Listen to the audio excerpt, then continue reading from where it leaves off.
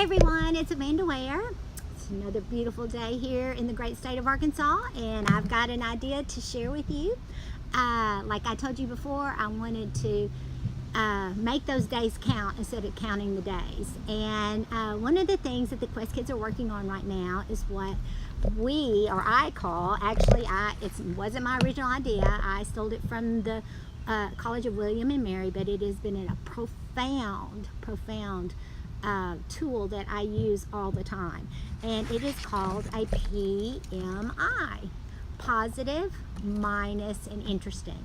And what the kids do, they have to analyze and tell me the things that were positive about an experience, the things that were negative, and they're very candid, they're very honest, and things that were interesting. And right now they are working on their Albert Einstein PMIs.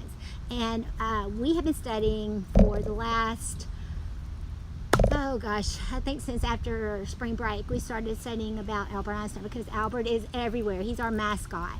And some kids know a lot about him, some kids don't know anything about him other than he's got crazy hair and that he's really, really smart.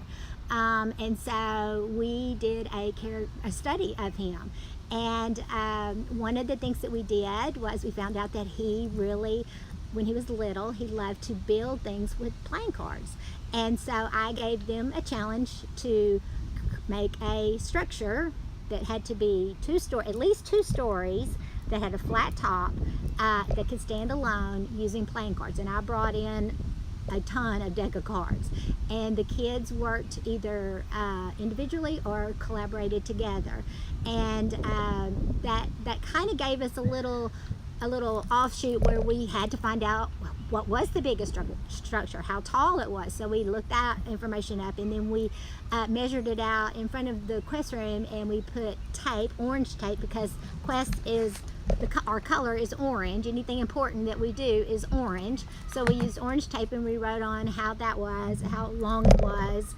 And then I just gave them time to create and make structures, and then I took pictures of them, and they were all over the wall, and that was a lot of fun. And so that definitely, a lot of the kids are putting that as a positive and also interesting. I found out as we're working on it, I do give a little bit of a specific direction. I tell them, like if they're in second grade, I want you to write at least 6 things for each column.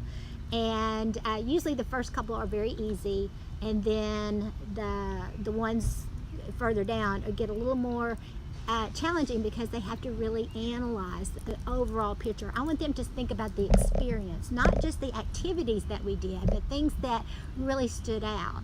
And for one kid it could be one thing, for another kid it could be totally something different that I wouldn't have even thought of. And one of our sayings in class is, you can always do more, never do less. And so if I give you, like I give them, a specific number that they have to have in each column, most of the time the kids are going to go above that and write more, and they have to be sentences. I did find out in the second grade that pretty much all the minuses that I keep reading, one of the minuses is taking notes. And even though I would type in what I wanted them to write on the smartboard, and then they would copy it, it just took some of them a little longer to write notes, and they really wanted just to listen to the story. But you and I know that is a skill that they definitely need to have. And so I can understand why, and I'm definitely taking that into consideration. But the interesting things are always what blows me away, because any one of whatever they're thinking is not a right or wrong answer.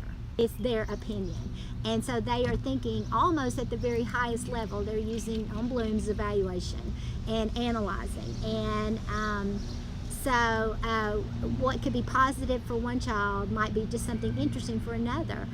It just runs the gamut. And sometimes they put things down that I had totally forgot about, or something that they picked up that I really didn't think was that big of a deal.